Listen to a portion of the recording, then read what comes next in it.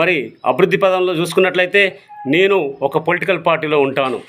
నేను గత 20 సంవత్సరాల నుంచి న్యూ ఇండియా పొలిటికల్ పార్టీలో నేను పనిచేస్తున్నాను.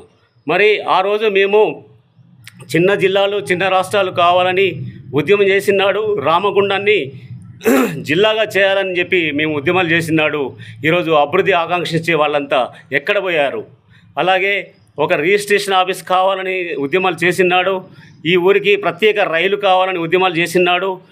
మరి రాష్ట్ర ప్రజలకు ఈ దేశ ప్రజలకు దీపం పథకం కావాలని ఉద్యమాలు చేసినాడు. మరి 100 రోజుల పథకం కావాలని మేము ఉద్యమాలు చేసినాడు.